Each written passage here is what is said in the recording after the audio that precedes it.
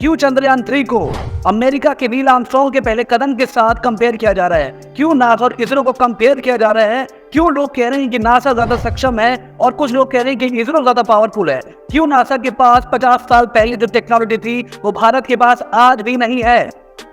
एक बड़ी खबर दोस्तों आप लोगों के लिए कि चंद्रयान 3 सफलतापूर्वक अर्थ की ऑर्बिट कर रहा है और वो जल्द ही चंद्रमा की ऑर्बिट में प्रवेश कर जाएगा, जिसके बाद वो सफलतापूर्वक सॉफ्ट लैंडिंग कर पाएगा। ऐसी आशाएं जताई जा रही हैं इसरो की और पूरे भारत देश को और सारे भारतीयों को ये उम्मीद है, विश्वास है कि चंद्रयान 3 सफलतापूर्वक लैंड हो पाएगा। लेकिन दोस्तों एक बड़ा सवाल यहाँ खड़ा हो रहा है।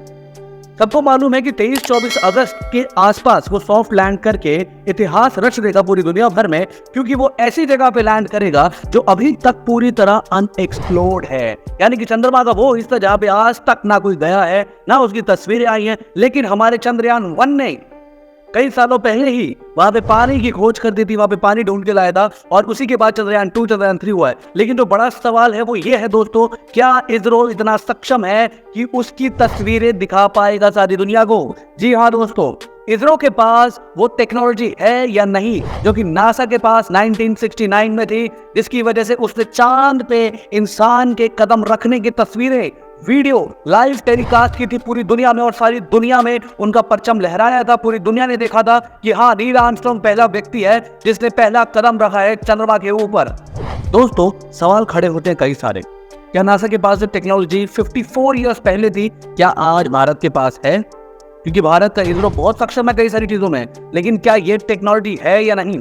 50 साल पहले नासा ने चांद से लाइव टेलीकास्ट किया था धरती पर, क्या आज वो रिपीट हो सकता है?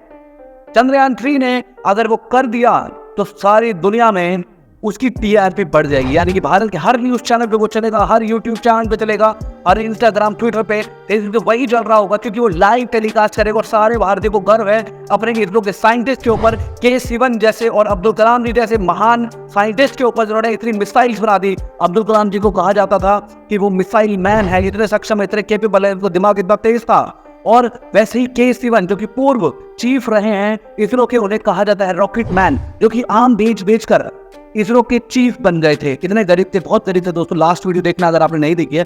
लेकिन दोस्तों सवाल ये है कि सबसे अनएक्सप्लोर्ड पार्ट पे अगर चांद के जा रहे हैं चंद्रयान 3, तो वहां की लाइव फुटेज दिखानी चाहिए। पूरे भारतीय, सारे भारत देश के लोग बहुत एक्साइटेड हैं जानने के लिए, देखने के लिए, और साथ ही वो ये भी चाहते हैं कि जैसे नील आर्मस्ट्रांग ने पहला कदम रखा था तो उसका लाइव टेलीकास्ट किया था अमेरिका ने गर्व के साथ, क्योंकि उस समय पे इसरो जो है वो इतना सक्षम नहीं था दोस्तों। लेकिन क्या आज वो इतना सक्षम है? दोस्तों वो बात थी 1969 की और ये बात है 2023 की। इतने सालों के बाद क्या इसरो के पास वो टेक्नोलॉजी है? दोस्तों इस वीडियो में आपको सारी जानकारी देंगे कि लाइव टेलीकास्ट कैसे किया जाता है। अगर कोई भी कैमरा या कोई भी रॉकेट स्पेस में होता है या किसी और सेलेस्टियल बॉडी से, चांद पे, मार्स पे है, तो उसे लाइव टेलीकास्ट करने के लिए अमेरिका ने क्या किया, उसका प्रोसेस क्या है, और आपको ये भी बताएंगे क्या वो टेक्नोलॉजी इसरो के पास है या नहीं, और वो करने के लिए कितना समय और कितना पैसे लगते हैं वो भी आपको बताएंगे। ये चमत्कार हुआ था 1969 में, जब सब लोग अपने घर के अंदर बैठे हुए थे आराम से और सारी दुनिया अपने घरों में बैठ के, रोडों पे लोग ही नहीं थे दोस्तों, सड़कों पे लोग ही नहीं थे, सब अपने घरों में बैठ के टीवी के आगे बैठ के नील आर्मस्ट्रांग का पहला कदम देख रहे थे कि वो चंद्रमा के ऊपर उतरा है। कोल्ड वॉर का एरा था दोस्तों। रशिया ने बाजी मार ली थी अंतरिक्ष में प्रवेश करने की। सबसे पहले रशिया पहुंचा था।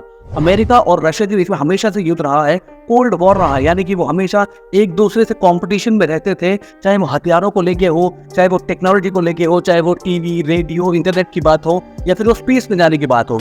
लेकिन दोस्तों इनकी लड़ाई में रशिया ने बाजी मार ली और वो सबसे पहले स्पेस में प्रवेश कर गया था। जो पहला व्यक्ति रशिया का था जिसने स्पेस में एंट्री की थी, उसका नाम था यूरी गैगारिन।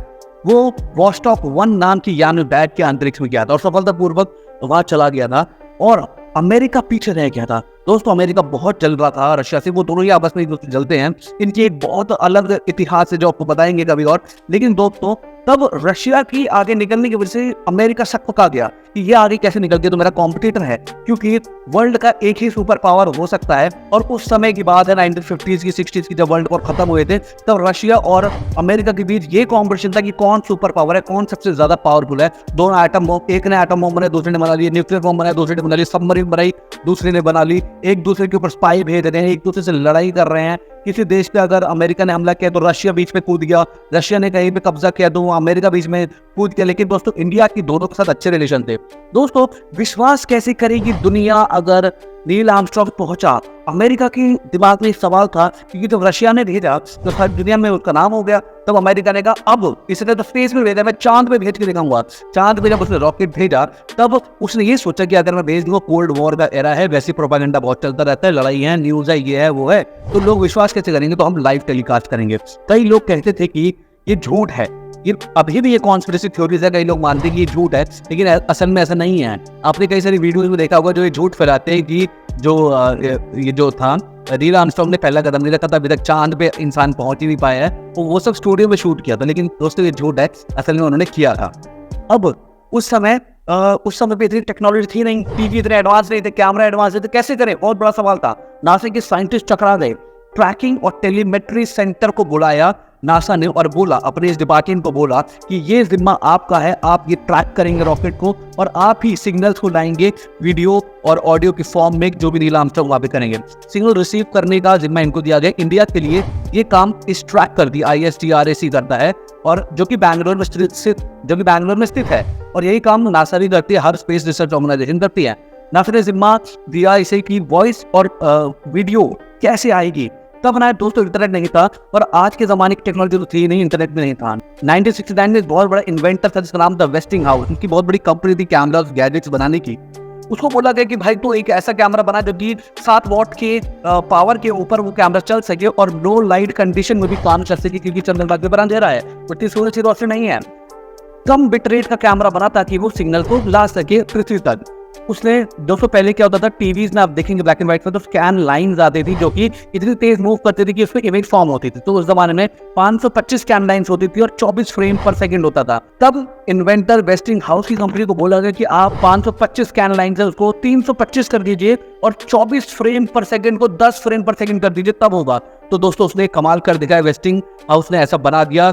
उसने नैरो बैंडविड्थ के अंदर ऐसे कम बिट रेट के अंदर सिग्नल बनाए, जो कि उस कैमरे ने, जो कि कैमरा चंद्रमा पे था, जो कि -50 डिग्री सेल्सियस और +127 डिग्री सेल्सियस इतने एक्सट्रीम कंडीशंस के अंदर इमेजेस, वॉइस, सिग्नल सब एक ही सिग्नल लाइन के जरिए यहाँ तक पहुंचा सके, और वो कैमरा में उससे जुड़ा हुआ था। दोस्तों वो तक कहता है, वो चंद्रमा पे जो कैमरा था पहले वो सिग्नल कलेक्ट करता था और फिर ऑस्ट्रेलिया में स्थित नासा का एक सेंटर है, वहां पे सारे सिग्नल भेजता था, और वहां पे सिग्नल आने कलेक्ट होने के बाद वो वापस अपने उस ब्रॉडकास्ट सिग्नल को पकड़ के कम्युनिकेशन सैटेलाइट में भेजते थे। फिर ऑस्ट्रेलिया से वो सिग्नल जाता था अमेरिका के नासा के सेंटर में, और तब जाके 600 मिलियन लोगों ने लाइव टेलीकास्ट देखा नील आर्मस्ट्रांग का चांद पे जाते हो, और वो वायरल हुआ, सब लोग घर में बैठ के 600 मिलियन लोगों ने देखा। लेकिन दोस्तों सवाल यह है कि 1969 में जो चमत्कार नासा ने कर दिया, क्या इसरो कर पाएगी 2023 में? दोस्तों कमेंट बॉक्स में लिखिए, अगर आप भी चाहते हैं लाइव देखना चंद्रयान 3 की सॉफ्ट लैंडिंग को, कमेंट बॉक्स में लिखिए। और दोस्तों इस वीडियो को ज्यादा से ज्यादा शेयर कीजिए, फेसबुक के ऊपर, ट्विटर के ऊपर, लिंक्डइन के ऊपर